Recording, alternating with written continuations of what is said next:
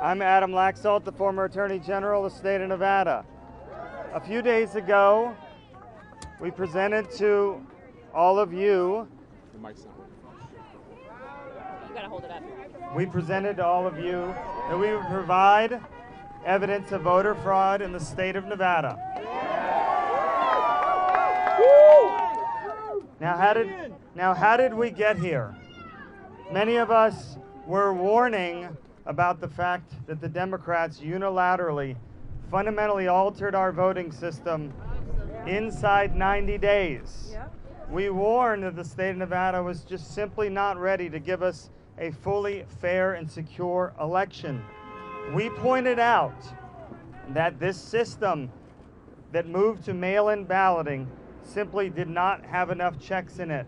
We pointed out that the voter rolls in Clark County had a lot of improper voters, and we pointed out that the signature verification process and these things were simply not going to protect the system. We were told that signature verification would save all chances of fraud. But what we've discovered is that we have over 600,000 votes that have been counted in the state of Nevada through the mail-in system.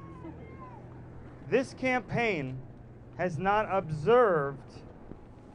laid our eyes on a ballot signature, an envelope signature, and a voter roll signature on a single one of those 600,000 voters. And in particular, the Clark County Registrar went with a machine called the Agilis machine. And at least 200,000 votes were counted through the signature verification process of this machine only. I will repeat for the media, no human beings looked at those signature matches to confirm they were in fact matches. Now we have artificial intelligence and computer photographic forensic experts that are absolutely positive that the fact that Joe Gloria, which was admitted in court, reduced the factory setting to 40%, that in order for that system to properly work would take months and months of testing with a large amount of experts, and that simply was not done. 200,000 of the votes went through this computer system that we cannot be sure verified these votes properly. Now, as we said, we were going to present evidence of major voter irregularities and voter fraud, and we've been pouring those out over the last 24 hours. I'm going to turn it over to Matt Schlapp to go into particulars. Thank you, Adam. It's in. Thank you. Someone even brought their dog. It's important. That dog might have voted. You're right. It's important. It's important for people to know that what happened in Vegas, the entire world needs to understand. In this point, in this election cycle, it is critical that the vast majority of Americans have confidence in the result of this election. We have seen political division like we haven't seen in a number of years. The way we resolve division, even when you don't get your way in an election, is to count every legal ballot and to make sure that we count every legal ballot and make sure that illegal ballots do not reduce the civil rights and the votes of those who voted legally. Amen. Since we've put this group together to scrutinize the information that we've been able to learn while being cut out of the observation process and the tallying that's going on in Clark County, we now have thousands of examples of voter irregularity. That takes several forms. I've been involved in politics a long time. I was shocked to learn from our hotline, from the conversations we've been having, from things sent to the website, that hundreds of Republicans were disenfranchised, were denied the right to vote, both on election day and leading up in the early vote.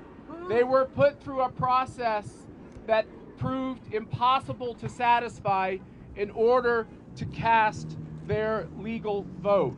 We will be finding and investigating and going through all of these examples, of which I said there are hundreds. Dead people voted in Clark County. That is a tricky thing because obviously for these families, this is a very tragic reminder of a loss that they have just recently had to go through. We have two examples that we have talked about and want to talk about today. One is the death of Rose Marie Hartle in 2017. The other is the death of Fred Stokes Jr. in 2017. Miraculously, they both voted, which means that the voter file that was used to send out these mail-in ballots was not deduped by death records. We know that underage voters voted in this most recent election. How difficult would it have been to make it clear that nobody would have been mailed a ballot if they had a birth date after a certain year? We know that in this area, which has been gripped with the idea of an economic shutdown, that over 100,000 people left. Yet, through our due diligence, we've been able to find that at least 9,000 of them voted in this election. Non-Nevadans voting in Nevada. How hard would it have been to simply go through the available databases to dedupe all those who had moved away from the voter files before these ballots were mailed? Exactly. We have, over the last couple days, had many brave people call us who have witnessed tampering, who have witnessed wrongdoing. These are brave whistleblowers. Yes. Yeah, very brave. Yeah. Yes. Workers. Heroes. Yes. These folks worked in the counting center, were involved in the tallying, and Fox News recently reported that one of these whistleblowers had to quit, and I'm going to just use the male pronoun, had to quit his job after he worked on about 14,000 ballots. When he would raise objections to clearly improper ballots, he was told by his supervisor to put them through the process and count them anyway. This whistleblower believes that there were other such employees who were also uncomfortable with the fact that when they could see clearly objectionable ballots, they were still forced to put them in the tally. These ballots can never be taken back out of that tally. These ballots, there's no way to remedy ballots that were put in an improper way. A second whistleblower we have not talked about before described leaving on, and I'm going to use the male pronoun again, leaving on his lunch hour. And while he was on his lunch hour, he decided to exercise around the counting center. While he was walking, he noticed a van pulled up at the center marked Biden-Harris. The doors of the van were open, ballots were clearly visible, ballots were opened with letter openers, and ballots were filled in and resealed in envelopes. these people who were involved in this activity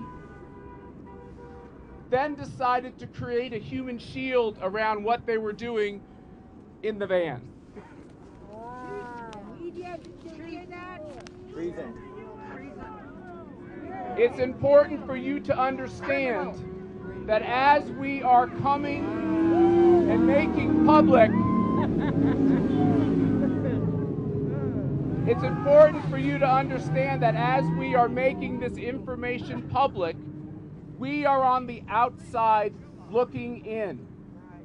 I've never experienced an election where the idea of observing the count was considered out of bounds. But yet I think it is clear that with the evidence we're presenting, that if we had more information and this was a more regularized and legal process, we would be able to tell you even more. As I said, dead people voted in Nevada. One of those people who voted was Rosemary Hartle, God rest her soul. We have a friend of the family, Marianne Rambola, who would like to talk to us now. Hi, Kirk Hartle, her husband, could not make it today as he's in transit, though I am here to say that it is heartbreaking what is happening in America, and for this family to be exploited, or anybody who has faced a tragedy in losing somebody and their vote has been counted as a deceased person. This is just not America, and this is not right, and things need to be heard and taken care of, because it's just heartbreaking for my friend Kirk and his family to have received this information that her vote has been counted. Thank you. Thanks a lot. Thank you. We now want to hear from Chris Prudhomme from the Nevada GOP. Chris, please come forward. Hello, guys. Hello. Hello, guys. My name is Chris Prudhomme with the Nevada GOP. I've been fortunate to spend a lot of time in the office in these obviously recent weeks and experienced a lot of unfortunate things that have obviously transpired. Very disturbing things. I've actually talked to a father myself.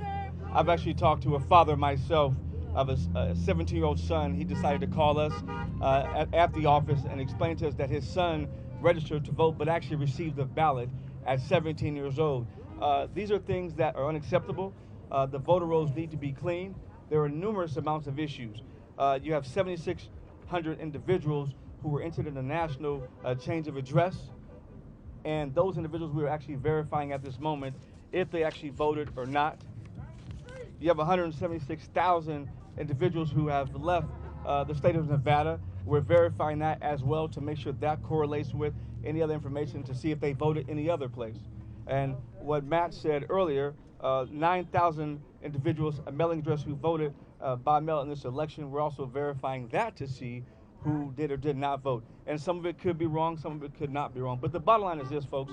There's a serious issue going on, and we're not saying anything, but all we are looking to say is we want a fair and free election. The media does not get to decide who is president. It is simply about having a fair and free election, and that's all we're simply saying, because we have an election coming up in January. We have midterms coming up again in 2022 and another presidential election in 4 years. So we want to continuously make sure that the voter rolls are clear and they are cleaned out, because even one is too much. The fact that we have dead people on the voter rolls is unacceptable. That shows that there is a major issue and a major problem, and this will not be tolerated. Okay, with that we'll take a few questions. Mr. Laxalt, the Nevada Attorney General has said just this afternoon that the complaints, the alleged whistleblowers, have not made any official complaints either online or in person. If they were so concerned about what was going on, why did they not come forward sooner? Well, because the whistleblower is scared to come forward. This is a Democrat machine running this particular voting center. The Attorney General is a very outspoken Democrat, and so She has come forward with her story. It has been sworn in an affidavit, and that has been And referred. are you filing a lawsuit? That's been referred to Are the you going DOJ. to file a lawsuit? So we are continuing to review all of our legal options, and we intend to be able to put all this evidence we are finding forward, and we will seek all legal remedies. The Nevada Secretary of State is a Republican. She has said she has seen no evidence whatsoever of widespread fraud. Well, unfortunately, the Nevada Secretary of State doesn't look for any voter fraud. She is not involved in the system. She doesn't have people to investigate the system. It was shown to the public a couple months ago. She has a few investigators to cover the entire state. They're a complaint-based system, and so they only know what they know. But the bottom line is that, you know, she has to defend this system because her name is on the line. We raised these concerns with her a few months ago, and we continue to raise to the media, and we just said, please ask these questions. Please dig into this. Every single national media person I have spoken to one-on-one when I've walked through the signature verification process, not a single one, any entity, left or right, has been able to come off that phone saying that this system can guarantee that there's no fraud. It's simply impossible. The system is too lax. Yeah, let me just say, can I just say one thing? On the question of fraud, when we first started to see what the evidence was, people said, well, you don't have evidence of fraud. And so we have been, or irregularity. We have been putting these examples out on Twitter. We've been making them public. We're definitely on the outside looking in. But I think we have to ask ourselves as a democracy, how many illegal ballots are enough illegal ballots for us to say that we have to do much better. And if we're going to water down the ballots of legal voters, don't we understand that we're violating one of the most important civil rights we have as Americans? We need to jump around. Yes. Sure. Do you believe if your efforts are successful that President Trump... I'm sorry, start over. Do you believe that if you're a successful president, Trump can win Nevada? We are going to continue to pursue all of these irregularities, and we're going to fight if we have any legal avenue to bring these irregularities to the courts. That's absolutely what we're going to do.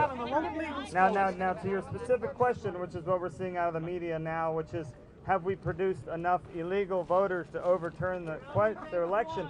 That, of course, is an absurd question. Let's first start covering the fraud and now acknowledge that there are illegal voters. We only have access to so much information. I encourage you all to start asking these questions alongside us. Next question. We'll take one more. Go ahead. Yes, sir, right here. Can I just say, let me just say one thing before you ask your question. Because of the system that was set up here, as I said, we're on the outside looking in. It's literally like trying to find needles in a haystack. We have found over 9,000 such needles, and we will find many more. Yes, sir. Praise the Lord. Hold on.